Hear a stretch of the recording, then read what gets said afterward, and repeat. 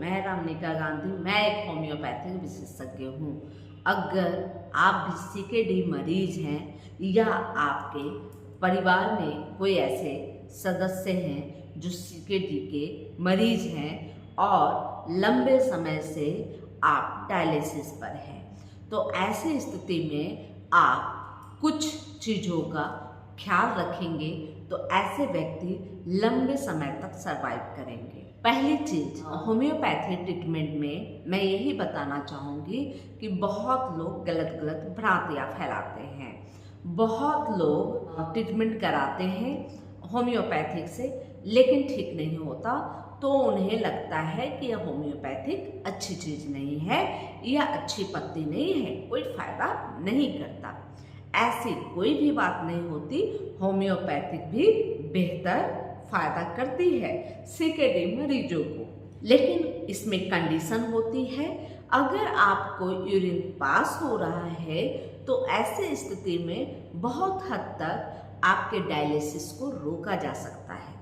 अगर urine pass होना बंद हो जाता, बिल्कुल बंद हो जाता है, तो दिक्कत हो सकती है। इसमें बहुत कम चांस होता है, कम से कम 100 में 10%। दूसरी चीज कि अगर आपका यूरिन भी बंद है और चांस भी बिल्कुल नहीं है, बिल्कुल क्योर तो नहीं हो सकता, लेकिन व्यक्ति को लंबे समय तक जीवित रखा जा सकता है, वह भी अच्छे तरीके से। तो ऐसी स्थिति के लिए होम्योपैथिक सहयोगी दवा के रूप में कार्य करता है। अब सबसे बड़ी बात यह होती है कि मैं होम्योपैथिक के माध्यम से बहुत सारे सीकेडी मरीजों के साथ मैं संपर्क बना के रखी हूँ और बहुत ही उन लोगों को, बहुत लोग ठीक हुए हैं, बहुत लोग डायलिसिस में जाने से बचे हैं, बहुत लोग डायलिसिस से वापस आए हैं और बहुत लोग डायलिसिस के दरमियान भी लंबे समय तक अपने लाइफ को सरवाइव कर पा रहे हैं। तो इन सब अध्ययनों के एक छोटे से निचोड़ में मैं यही बताना चाहती हूँ कि ऐसे मरीजों के घर वालों को हमेशा सावधान व सतर्क रहना चाहिए। सबसे बड़ी चीज़ यह होती है कि ऐसे सीकेडी मरीज ज़्यादातर या तो किसी मेडिसिन के वजह से बनते हैं, यानी कि जैसे पेन किलर, एंटीबायोटिक या किसी भी तरह मॉडर्न साइंस की जो मेडिसिन है या किसी भी प्रकार की मेडिसिन होती है, उसकी वजह से उनके किडनी पर असर होती है और जिसकी वजह से उनकी किडनियाँ खराब होती है। दूसरा, शुगर की समस्या यानी कि डायबिटीज की समस्या से भी बहुत सारे लोग पीड़ित होते हैं। बहुत लोगों को हाई ब्लड प्रेशर की समस्या की वजह से किडनी खराब होती है। कुछ लोगों को ट्रॉमा की वजह से भी किडनी खराब होती है। कुछ लोगों को बहुत ज़्यादा किडनी में स्टोन बनने की वजह से भी किडनियाँ खराब होती है। बहुत लोगों को यूरिन इन्फेक्शन की वजह से भी किडनियाँ खराब होती है। तो चूँकि खराब कई प्रकार से होते हैं, लेकिन सभी मरीजों में यह ज़्यादातर देखा जाता है कि उनकी पोटासियम लेवल जो होती है हमेशा बढ़ती घटती है। तो इस पे हमेशा नज़र रखनी चाहिए।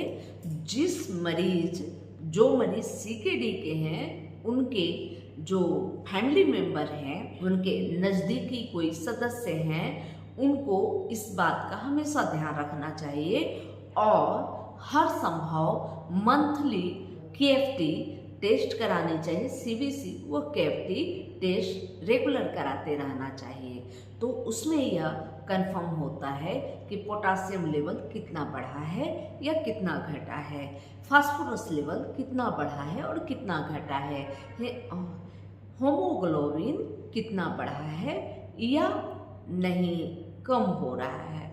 तो इस तरह के स्थितियों को हमेशा आकलन करना चाहिए और कैल्शियम की भी बीच बीच में जांच कराती रहनी चाहिए। अक्सर ऐसे लोग जो डायलिसिस में होते हैं, उन्हें डायलिसिस सेंटर के द्वारा अक्सर ऐसे मंथली टेस्ट होते हैं, लेकिन जो उनके सदस्य होते हैं, फैमिली मेंबर होते हैं, वो रिपोर्ट तो हर मंथ कराते हैं, लेकिन ध्यान बिल्कुल नहीं देते कि हमारे पेशेंट का क्या बढ़ा है, क्या घटा है, क्या आवश्यकता है। जब तक जो डायलिसिस सेंटर के जो टेक्नीशियन होते हैं या वहाँ के जो डॉक्टर होते हैं, जो हेल्थ एम्प्लॉय होते हैं, वह अगर जब तक नहीं बताते कि आपके पेशेंट को ऐसा करना है या ऐसा करना है, तो तब तक जो है कि व्यक्ति को पता ही नहीं चल पाता। तो इसलिए मैं यह वीडियो बनाने का मेन पर्पस यही है कि डायलिसिस में रहते हुए बहुत सारे मरीज बहुत जल्दी ही उनकी जीवन लीला समाप्त हो जाती है, और उसकी मुख्य वजह ज़्यादातर बनती है कि उनको पानी ठीक से नहीं निकल पा रहा है। इस बात का ध्यान नहीं रख पाते हैं उनके घर वाले। तो हमेशा यह देखें कि पानी हमेशा लिमिट में उनको देना शुरू करें। दूसरी चीज़ कि अगर पोटासियम लेवल लगातार उनका बढ़ता है, उनके पेशेंट का लगातार बढ़ रहा है, तो ऐसे स्थिति में पोटासियम युक्त भोजन कम कर देनी चाहिए। पोटासियम तो लगभग सभी खाद्य पदार्थों में कुछ न कुछ होता है, लेकिन कुछ खाद्य पदार्थ जैसे साइट्रिक फल होते हैं, जैसे नींबू, संतरे, अंगूर, खजूर, इन सब चीज़ों में बहुत ज़्यादा पोटासियम होता है। पोटासियम पालक, टमाटर में भी बहुत ज़्यादा होता है, इसलिए पालक और टमाटर को तो बिल्कुल बंद कर देनी चाहिए। और खट्टे फल जैसे कि संतरे, अंगूर और नींबू नहीं देनी चाहिए। अगर पोटासियम ज़्यादा बढ़ रहा हो पेशेंट का, तो इन सब चीज़ों को कंट्रोल करनी चाहिए। अगर पोटासियम नॉर्मल रेंज में है, तो कभी कभार इन सब फलों को भी कभी कभार थोड़ी थोड़ी मात्रा में दे सकते हैं। कुछ मरीजों को डाउन होता है, और ऐसे मरीज बहुत कम होते हैं जिनका पोटासियम लेवल डाउन रहता है। लेकिन यह ऐसी स्थिति में पोटासियम युक्त भी कुछ कुछ फल फ्रूट उन्हें देने चाहिए। लेकिन जब और ज़्यादातर अधिकांशतः सीकेडी मरीज जो डायलिसिस में होते हैं, उनकी जो है पोटासियम लेवल बहुत ज़्यादा हाई रहती है, और या तो ब्लड प्रेशर के मरीजों को हाई रहती है या तो शुगर के मरीजों को हाई रहती है। और अगर ब्लड प्रेशर मरीज की हाई रहती है, तो ऐसी स्थिति में जो मेडिसिन उनको मिलता है उससे भी पोटासियम लेवल ऐसे मरीजों का अक्सर बढ़ता रहता है। तो हमेशा इस बात का ध्यान देना चाहिए कि मरीज का पोटासियम लेवल बिल्कुल लेवल में हो, या पोटासियम लेवल 3.5 से लेके 5 तक होनी चाहिए। अगर मरीज का डायलिसिस हो रहा है तो 5, 5.5 तक हार्डली होनी चाहिए, लेकिन 7 के ऊपर बिल्कुल नहीं जानी चाहिए। अगर 5.5 के ऊपर चला गया है पोटासियम लेवल, तो खाने पीने में बहुत अच्छे से कंट्रोल करनी चाहिए। पोटासियम दही में भी बढ़ता है, इसलिए दही भी ऐसे मरीजों को नहीं देनी चाहिए। और सबसे बड़ी चीज़ यह होती है कि ऐसे मरीजों को फास्फोरस भी बढ़ना शुरू होता है। जब फास्फोरस बढ़ता है तो सीकेडी पेशेंट के हड्डियां कमज़ोर होती हैं, हड्डियों में दर्द होता है, क्योंकि कैल्शियम की मात्रा घटने लगती है, फास्फोरस की मात्रा बढ़ने लगती है। ऐसी स्थिति में अपने नेफ्रोलॉजिस्ट से दिखाएं, और फास्फोरस कम करने की और पोटासियम कम करने की वो दवाइयाँ देंगे। और अगर फिर भी बढ़ता जा रहा हो, तो खाने पीने में हमेशा ध्यान रखें कि फास्फोरस और पोटासियम युक्त भोजन न दें। अब बताते हैं कि पोटासियम की तो इतनी सारी बात हो गई, लेकिन फास्फोरस कहाँ बढ़ता है। हम जब पैकेट बंद कुछ भी ड्रिंक लेते हैं, जैसे कोल्ड ड्रिंक हो गया, जैसे अचार हो गया, जैसे जूस हो गया, और जैसे लस्सी हो गई, बहुत चीज़ें होती है जो पैकेट बंद होता है। यहाँ तक कि मसालों में भी फास्फोरस मिक्स रहता है, यानी कि पैकेट बंद हर वो चीज़ जिसको सेफ लंबे समय तक रखने के लिए फास्फोरस मिलाया जाता है। तो ऐसी स्थिति में पैकेट बंद चीज़ों का इस्तेमाल बिल्कुल नहीं करनी चाहिए। इससे पोटासियम और फास्फोरस दोनों बढ़ने का स्थिति हो जाता है अगर आप पैकेट बंद कोई भी पदार्थ आप अपने मरीज को दे रहे होते हैं। तो पहला तो यह चीज़ हो गई। दूसरी चीज़ है कि जैसे बैगन हो गया, मछली हो गया, इसमें भी फास्फोरस ज़्यादा मिलता है और ऐसे स्थिति में इन सब चीज़ों को नज़रअंदाज करनी चाहिए। आप एनिमल जो हो गया जैसे मांस, मछली, अंडा, ये सब फास्फोरस बढ़ा देता है, तो ऐसे चीज़ों को कम कर देनी चाहिए। लेकिन अगर व्यक्ति डायलिसिस में है तो अब खाए तो क्या खाए, तो उस जो उनका रूटीन यह होती है, जब लैब से उनका टेस्ट होता है और जब आपको रिपोर्ट मिलता है तो उस रिपोर्ट के अनुसार यह देखनी होती है कि उनको क्या चीज़ कम हो रहा है और क्या चीज़ ज़्यादा हो रहा है, उसके हिसाब से डाइट को बढ़ाना व घटाना होगा। दूसरी चीज़, अगर व्यक्ति कमज़ोर है तो उसे प्रोटीन भी चाहिए होगी, तो दाल को बिल्कुल बंद ना करें। दाल में फास्फोरस तो होता है, लेकिन फिर भी दाल तब देनी चाहिए जब व्यक्ति कमज़ोर हो। लेकिन ऐसे दालों का सेवन करना चाहिए जैसे मूंग में एक अच्छा गुड हेल्थ के लिए बहुत अच्छी दवा है, डाइजेशन अच्छा होता है और फास्फोरस पोटासियम कम होता है, तो मूंग का सेवन करें। और दूसरी चीज़ कि आप कोई कार्ब वाला ज़्यादातर, जैसे कि मैदे हो गए, जो कॉर्न स्टार्च होते हैं, इससे बनी हुई सामग्रियाँ जो फूड होते हैं उसका सेवन कम ऐसे मरीजों को करनी चाहिए। तीसरी चीज, चीनी से ज़्यादा गुड़ का सेवन ऐसे मरीजों को आवश्यकता अनुसार करानी चाहिए। चौथी चीज, ऐसे मरीजों को अक्सर नस कमज़ोर हो जाता है जिससे जो फिस्टुला है वो काम करने में दिक्कत महसूस होती है, तो ऐसे मरीजों को हमेशा सेंधा नमक से बना हुआ भोजन देना चाहिए। सेंधा नमक में मैग्नीशियम होता है, वो मैग्नीशियम नसों की कवरिंग को मजबूत करती है, यानी कि नर्व हेल्थ के लिए वो बेहतर है। तो ऐसी स्थिति में आपको सेंधा नमक का सेवन कराते रहना चाहिए मरीजों को। तीसरी चीज कि अगर आप बात कर ले कि होम्योपैथिक में कौन कौन सी दवाई है जो ऐसे मरीजों को लंबे लाइफ तक सरवाइव करने में सहूलियत दे और ऐसे मरीजों के लिए बेहतर है। वैसे होम्योपैथी तो व्यक्तिगत स्थिति को देखते हुए दी जाती है, न कि किसी बीमारी पर्पस की खास कोई दवाइयाँ तो होती नहीं है, यानी कि हर व्यक्ति के अलग अलग तकलीफ़ें होती है और उन तकलीफ़ों को, अलग अलग स्वभावों को, अलग अलग स्थितियों को, यानी कि आपके तकलीफ होने के कारण भी अलग अलग होते हैं, इसलिए उनको जानना जरूरी होता है, तब होम्योपैथिक दवाई देनी चाहिए। लेकिन ऐसे मरीजों में सबसे बेहतर काम करता है Medorrhinum, sulphur, phosphorus, arsenic Elbe व ऐसे मरीजों को कैलकेरिया आयोड वगैरह बहुत अच्छा काम करता है। और सबसे बेहतर मेरा अनुभव रहा है लाइकोपोडियम। ऐसे मरीजों को लाइकोपोडियम देने से पेट में बनने वाली गैस कम होती है। दूसरी, कैटनिन लेवल में कमी आती है। जो कैटनाइन लेवल बढ़ता है ब्लड में, तो उसको कम करने के लिए लाइकोपोडियम एक बेहतरीन मेडिसिन होती है। तो लाइकोपोडियम बहुत, अगर मोटे थुथुले व्यक्ति हैं तो ऐसे मरीजों को कैलकेरिया कार बेहतर काम करता है।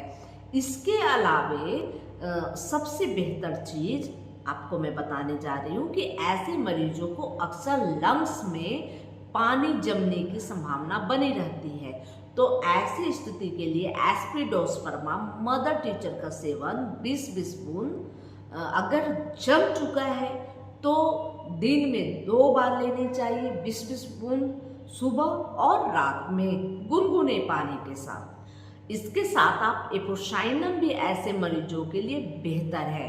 तो एपोसाइनम भी 20-20 बूंद सुबह व शाम लेनी चाहिए। एपोसाइनम जिन लोगों के पेट में पानी जमने की संभावना बनी रहती है, अक्सर पेट में पानी जम जाता है और पेट से पानी अलग से निकलवाना पड़ता है, तो ऐसे मरीजों को एपोसाइनम मदर टीचर 20 बूंद सुबह व 20 बूंद रात गुनगुने पानी के साथ देने से ऐसे मरीजों को पेट में पानी जमने की जो स्थिति होती है वो धीरे धीरे ठीक होने लगती है, या पानी आ गई है तो इस दवा को दिन में 3 बार लेने से बेहतर लाभ होता है और पानी अलग से निकलवाने की जरूरत नहीं होती। ऐसे मरीजों को एपोसाइनम पानी निकाल देता है शरीर से। अगर आपको थोड़ी थोड़ी यूरिन हो रही है तो अन्यथा डायलिसिस के दरमियान भी निकलता है। और तीसरी चीज, अगर यूरिन पास नहीं हो रहा है ऐसे मरीजों को तो स्टूल के माध्यम से निकाल देता है। अब यहाँ देखने वाली बात यह होती है कि जब यह पानी निकाल रहा होता है, जब आपको यूरिन नहीं होता तो स्टूल के माध्यम से जब निकालता है पानी पेट से, तो ऐसी स्थिति में डायरिया जैसा स्थिति होता है। और डायरिया वाली स्थिति में घबराने की स्थिति नहीं होती, यानी कि व्यक्ति का यह थोड़ा सा इंतजार करना होता है कि पानी पेट से पूरा निकल जाए। डायरिया के ही माध्यम से निकलता है लेकिन निकल जाए। और यह स्थिति तब आनी चाहिए जब व्यक्ति डायलिसिस करवा चुका है, तो वह दवा का सेवन हर 1-2 घंटे पे आप कर ले, आप देखेंगे कि अचानक से डायरिया होता है। तो यहाँ आप अपने चिकित्सक के देख रेख में ही दवा का सेवन करें, क्योंकि डायरिया हो सकता है और डायरिया से आप बहुत कमज़ोर भी हो सकते हैं। लेकिन यह पेट से पानी निकालने की बेहतरीन दवा है।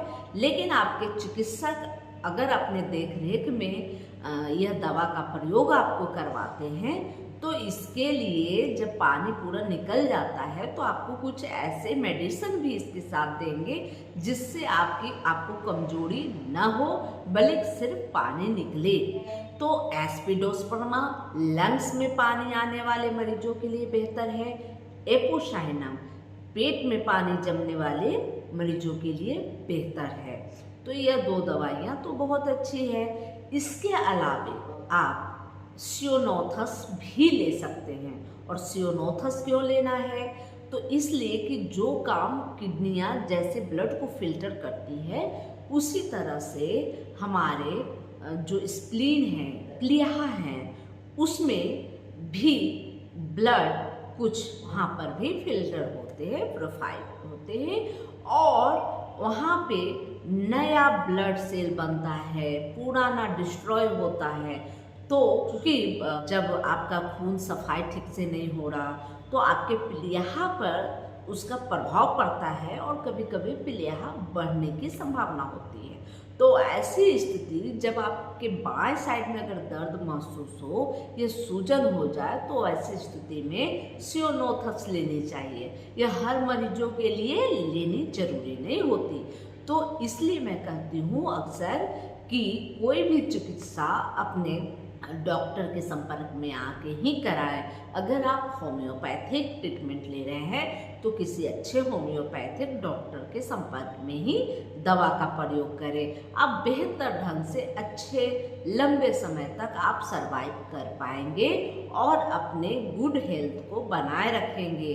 डायलिसिस होता है तो होने दें, और अगर इस तरह से दवा का प्रयोग करते हैं तो हो सकता है अगर आपका यूरिन पास हो रहा होता है, हाँ यह है कि कमी आ गई है, कोई दिक्कत नहीं, लेकिन अगर यूरिनेशन होता है तो वैसी स्थिति में आप पुनः सुधर भी सकते हैं, पुनः ठीक भी हो सकते हैं। यह श्योर नहीं, लेकिन फिर भी एक प्रयास जरूर करनी चाहिए होम्योपैथिक के साथ। होम्योपैथिक के प्रति एक अवधारणा होती है कि होम्योपैथिक दवा लेने के बाद कहीं स्थिति बिगड़ तो न जाए, तो यह अवधारणा बिल्कुल गलत होती है, क्योंकि होम्योपैथिक हमेशा व्यक्ति की सुधार के लिए होता है, बिगाड़ता कभी नहीं है।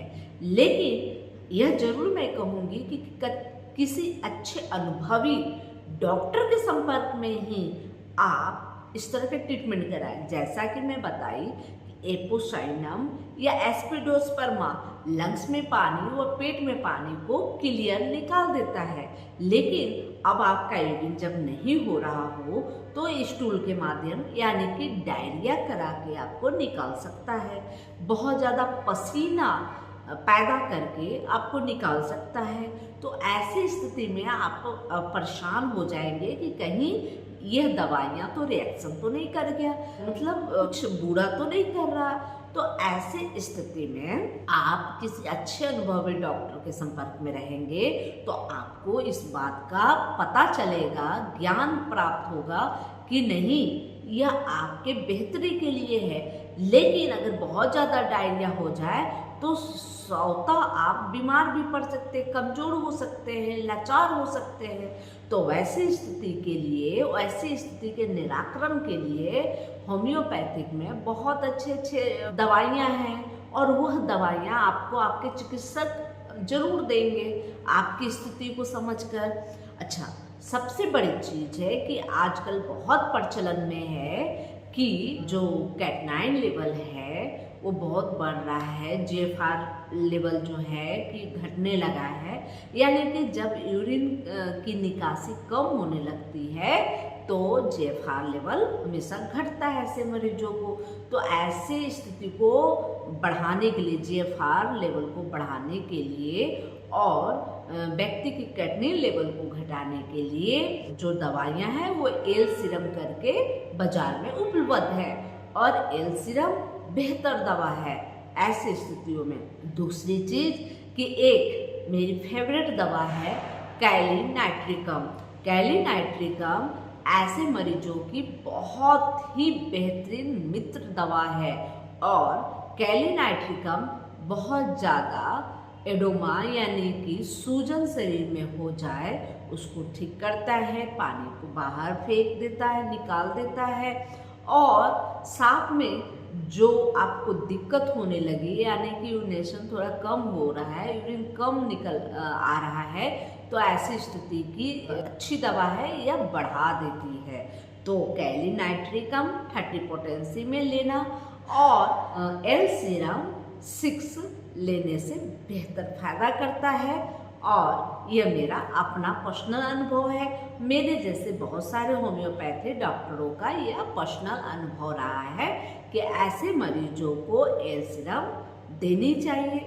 लेकिन कैलिनाइट्रिकम मैं अक्सर बहुत सारे मरीजों को देती हूँ एल सीरम के साथ साथ। दूसरी चीज लाइकोपोडियम, जब कैटनीन लेवल बढ़ा होता है और ऐसे मरीज का जो गैस है पेट में बहुत बनता है, भूख कम लगती है, तो ऐसी स्थिति में लाइकोपोडियम कैटनीन लेवल को बहुत ज़्यादा सडन डाउन करता है। इसलिए ऐसे मरीजों के लिए यह बेहतर दवा है। इसमें 2 दवाई मैं पहले बताई थी, जैसे सल्फर और फास्फोरस। तो सल्फर और फास्फोरस ऐसे मरीजों को अपने डॉक्टर के गाइडलाइन में ही लेनी चाहिए। यह खुद से यह दवाई बिल्कुल ट्राई नहीं करनी चाहिए क्योंकि इससे स्थिति और बिगड़ भी सकती है। तो हमेशा याद रखें कि यह 2 दवाइयाँ CKD मरीज स्वतः ना ले, लेकिन यह बेहतर फायदेमंद दवा है और इस स्थिति के लिए यह एक चमत्कारिक दवा है। लेकिन यह 2 दवाइयाँ अपने जो है कि डॉक्टर के संपर्क में ही ले तो बेहतर रहेगा। बाकी मेडोराइनम ऐसे मरीज ले जिनको बहुत ज़्यादा दर्द की शिकायत होती है, जिनको बहुत ज़्यादा हड्डियों में दर्द होता है, जिनका पैराथायराइड हार्मोन बढ़ा होता है। पैराथायराइड हार्मोन अगर बढ़ता है तो वैसे स्थिति में मेडोराइनम सप्ताह में 1 बार 1 mg की पोटेंसी हर सप्ताह को लेनी चाहिए। दूसरी चीज इसमें यह लेनी चाहिए कि जब आपका पैराथायराइड हार्मोन बढ़ा है तो कैलियायोड साथ में लेते रहना चाहिए। कैलकेरिया आयोड हमेशा लेते रहना चाहिए। इससे होगा कि आपकी हड्डियां मतलब कैल्शियम की जो कमी है वो पूर्ति होगी और आयोड जो है वो आपको सोडियम की पूर्ति करेगा। साथ में इसकी वजह से जो आपके थायराइड ग्लैंड हैं उस पे इसका अच्छा प्रभाव पड़ता है और दर्द को कंट्रोल मैनेज करता है। लेकिन सबसे बेहतर काम यही है कि सीकेडी मरीजों को अपने खान पान का जो ध्यान है वो जो आपकी monthly report, blood sample report के आधार पर करनी चाहिए। अगर बहुत चीज़ घट जाते हैं उसको बढ़ाने वाले भोजन लेने चाहिए, बहुत चीज़ बढ़ जाते हैं उसको घटाने वाले भोजन लेने चाहिए। और हर महीने में अलग अलग उनकी रिपोर्ट चार्ट होती है, मतलब उनका जो ब्लड सैंपल लेने के बाद जो रिपोर्ट आता है उसके अनुसार ही अपने खाने पीने का ध्यान रखना चाहिए। और ऐसे मरीजों को विटामिन डी की बहुत ज़्यादा कमी हो जाती है, तो ऐसे मरीज को हमेशा 2 से 3 घंटे एक अच्छी धूप सेकनी चाहिए और जहाँ तक संभव हो बहुत ही कम कपड़ों में धूप सेके, जिससे आपको विटामिन डी का सप्लाई आपके बॉडी में होता रहे, जिससे आपकी नर्व भी सही रहेगी, हड्डी भी सही रहेगी, पैराथायराइड हार्मोन भी इतना नहीं बढ़ेगा, यानी कि जो शारीरिक कष्ट, जो पीड़ा, जो तनाव, जो दर्द, जो टेंशन होता है वह बिल्कुल सामान्य रहेगा। और अभी चूँकि ठंडियों का मौसम चल रहा है, अभी तो सभी नॉर्मली सभी लोगों को विटामिन डी की कमी होने लगती है और ऐसे मरीजों को बहुत ज़्यादा होती है। तो ऐसे मरीजों को ख्याल हमेशा रखना चाहिए, विटामिन डी के लिए सूर्य का प्रॉपर धूप जरूर लेना चाहिए। यह जानकारी अच्छी लगी तो लाइक करें, सब्सक्राइब करें और बेल आइकन जरूर दबाएं।